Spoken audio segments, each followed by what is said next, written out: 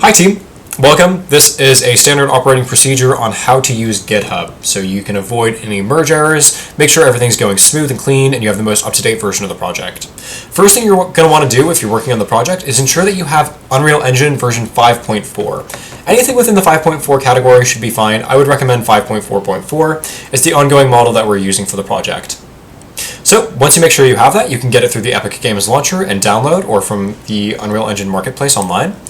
You'll want to get GitHub set up on your computer. You should, if you're at the point where you're watching this video, already have it set up.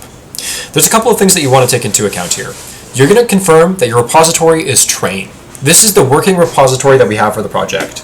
It'll show up on your end when you clone it as this folder here with this information inside of it.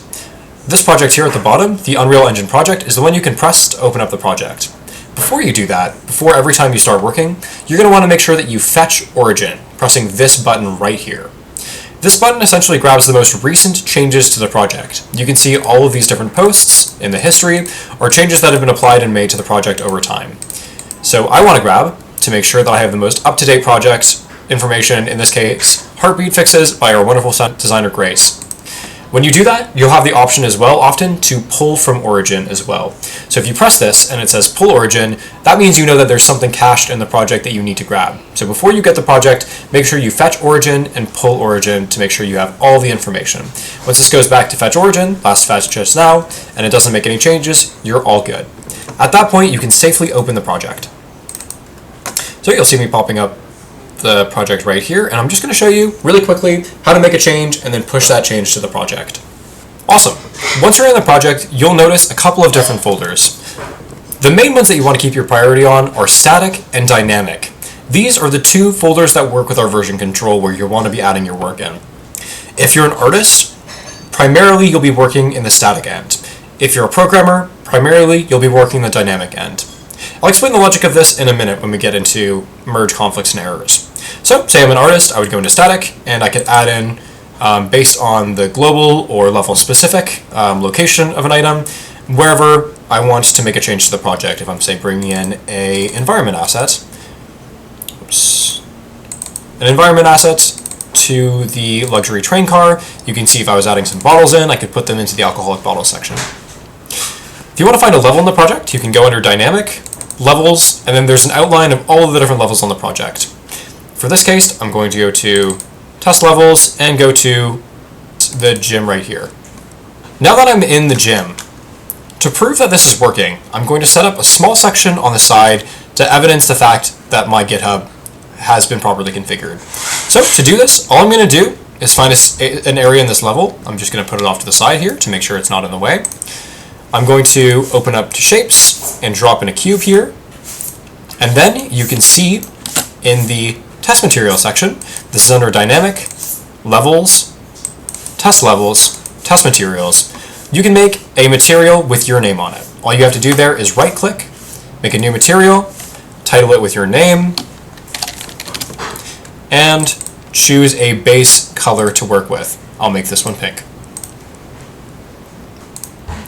Once you've done this, you can go over to the cube you've placed and just drag and drop that material on it to apply it in level. This will show me, when I go into the project or anyone else checking to see if your GitHub is operational, that you can indeed make changes to the project, because you'll have added the test material and also you'll have added this cube to the scene. So now I'm going to save this level to confirm that this is in here properly, and I'm going to X out.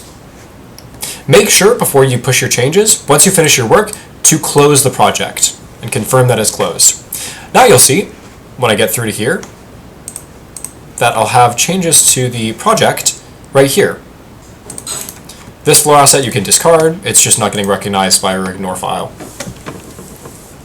So now you'll see the changes to the project that I've made. Two change files here. You can see that there is the gym asset that I've made, and then also that I've made this new material. What I'm going to want to do here, before I can push this, is I need to add in a name. You can see that the summary is required of what I've done. So I'm going to name here SOP test for GitHub demonstration.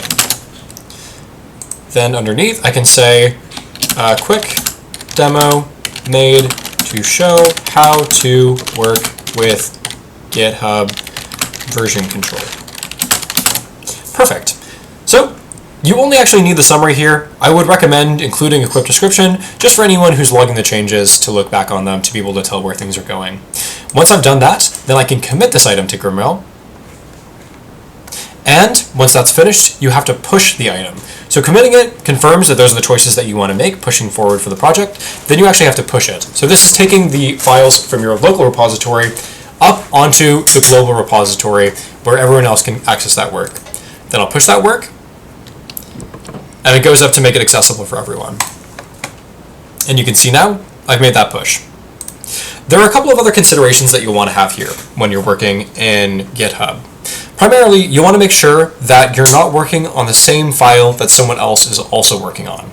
The reason for this is if you're both making changes to a file on your local drives and you push them up with separate results onto the global drive, GitHub won't know which file to work with. So there's going to be what's called a merge conflict.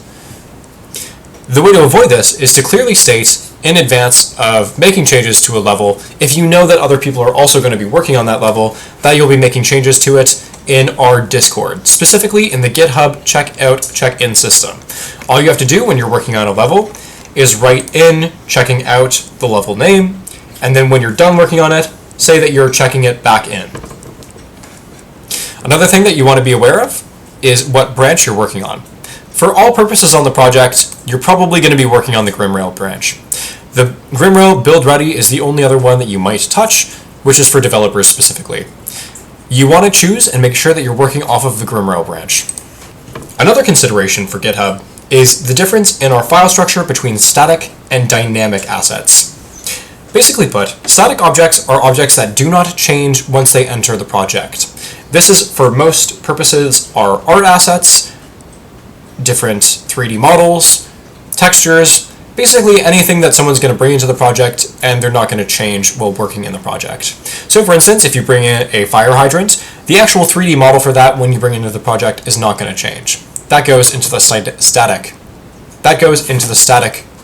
Oh my god, fuck me. Edit that part out. That goes into the static folder.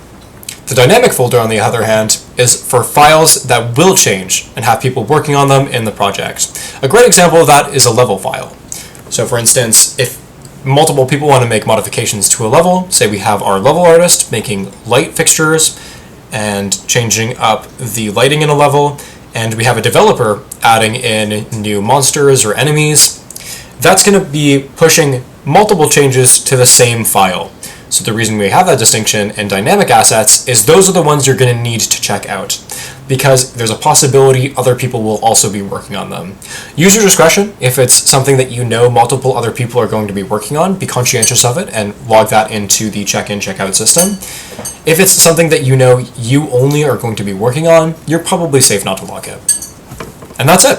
Those are the steps to being able to follow through on GitHub to push changes to the project. That's the protocol. If you have any questions, please message your project manager or the developer, or you can also check out the GitHub checkout check-in protocol in the Discord of Infinite Loop Studios for additional information. Thank you so much. Appreciate your time.